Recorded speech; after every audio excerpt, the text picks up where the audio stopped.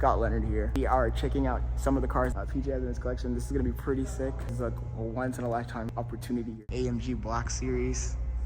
This thing is insane, guys. Matte black, carbon fiber, air intakes, crazy hood. I think this is the same car that Steve Jobs used to have. One of my favorites, classic. The STO, pretty cool color combination. It doesn't have like the lipstick, which is pretty cool. Looks cleaner that way. Yellow interior, the king of the show here. The Bugatti Chiron, pearlescent white. Look at the interior on this thing. This thing is beautiful. This is an insane garage, guys. Holy crap. Look at the stance on this car. 16 caliber pistons, HRU wheels. Blown away, I'm speechless here. SVJ, matte black, bronze wheels, gold interior. Personal favorites, the 918 Spider. Got the carbon fiber bucket seats. I love how the exhaust is on the top. Pretty unique look. Just these three cars alone. SF90, Ford GT, GT3. This is a pretty unique pearlescent purple Honda NSX. Out of the 918, the SVJ or the Bugatti, you guys let me know which one you'd choose. I personally like the 918 the most, but I'm a Porsche guy. I mean, how can you not like this car? It's just beautiful.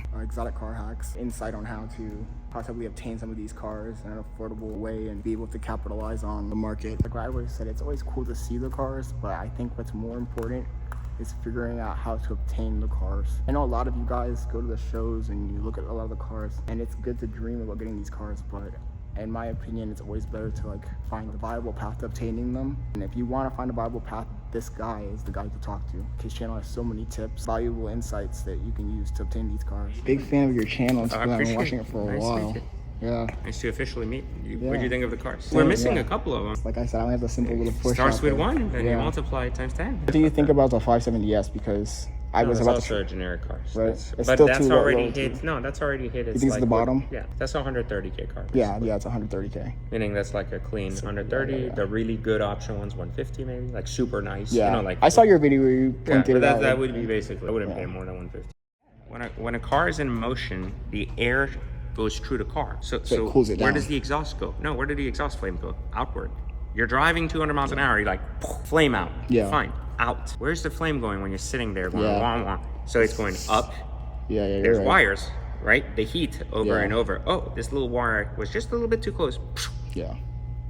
Done. That makes sense. So anytime I go to a light and kids are like, rev your car, I'm like, fuck you, I'm not a circus. I'm not a fucking circus man. You're not gonna pay for it when it burns down. Well, they want to see and then you're gonna look at it on your fucking video while you sit there. They want to see it your burn fire down. extinguisher and burn They want to go viral, so it's like exactly. So it doesn't make sense to do that. It's actually a really bad thing for the car when you sit there and rev it over 4,000 RPMs when you're just sitting there. I'm not saying you can't do it. I'm saying there's a consequence to fucking doing it over and over and over. So that's why you have to be careful, especially with an aftermarket exhaust, because what happens is aftermarket exhaust removes a lot of heat shields. heat shielding. Which are like large and bulky and not titanium and heavy. So they move all this shit out. Well, there's all these exposed wires. Well, titanium gets hot too. That's it's not a good just point. staying cold, you know, like it just becomes point, titanium.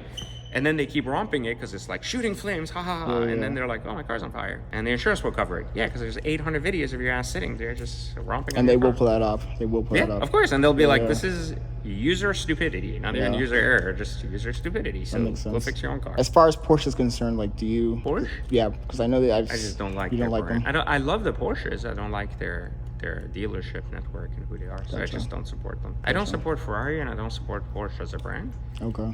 I mean, I have their product. I think their product's really good. They make just very that good culture cars. You don't like I don't like their dealer culture. They basically empower their dealers to be scam artists. I have guys that have bought 19 Porsches as soon as the market went up. Now they're charging 150 over, but they had loyalty before. They were actually the clowns that had loyalty. You know, they weren't the guys beating them down on numbers, and they still fucked them. So the argument is, what was the point of helping them build their business to here only for them to be like, fuck you, I can get more. If you own a house and you say, hey, I own my house and it's worth 20K more than someone else paying me, well, you're gonna go for the highest bidder. That's fine. But you also don't have your closest friend who's helped build your company. Yeah, abandon them.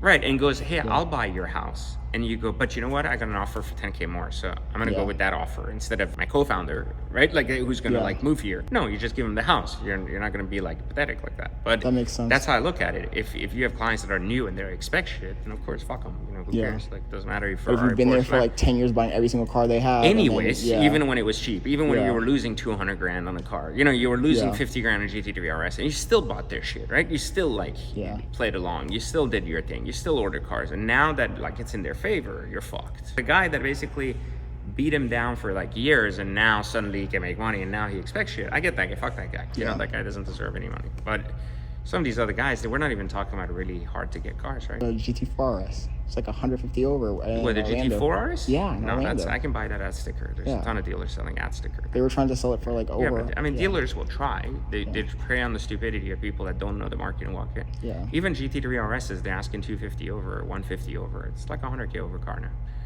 It'll be eventually a 20, 30K over car. It's like the guys who bought the Corvettes too, like the C8s. They were going crazy. Buying 100K over for a $60,000 car. Like, fucking out of your mind. Yeah, I was telling my friends like Ford Focus inside. You're stupid. That's the dumbest thing ever. Hopefully you got some cool cars.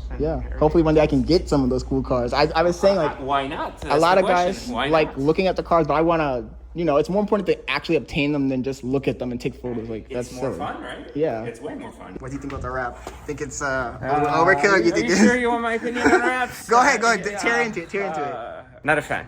Sorry, just not a fan at all of any wrap like with cartoons or anything. Now, as a joke, yes. As a drive around car, no. I did it for YouTube more than anything. Well, yeah, I mean, listen, if it's marketing and this is relevant to your YouTube, sure. Does it have your YouTube channel on it? Does it have, those are the things that are going to matter. If it doesn't, and it's an ego thing, and you're saying it's for YouTube, it's a different story. She's laughing. Hey, the line gets blurred. Seeking attention attracts monkeys. Like, monkeys all go where there is a gorilla, and he got bananas. All the monkeys go there and they're like, oh, so the gorilla waves the banana. And he brings 50 monkeys, right? That's the thing you got to be really careful of with social media is don't seek attention, command respect. Have people follow you. Have people want to be your friend. Have people want to be around you because of who you are, not because of what you show or pretend to be. And because those guys that truly follow you for who you are and what you do, whatever that is, that you're an artist, that you're a driver, that you truly love your car, they'll think like you and they'll be there for the right reasons, right? The guys who seek attention, they'll only want to see your next trick. And the problem is when your next trick's not that exciting, so as soon as you fall, that's a trick. As soon as you rise, that's a trick. Well, neither makes a friend. Cool, buddy? Thank you. Be good, okay? Thank you. Enjoy the rest of your day.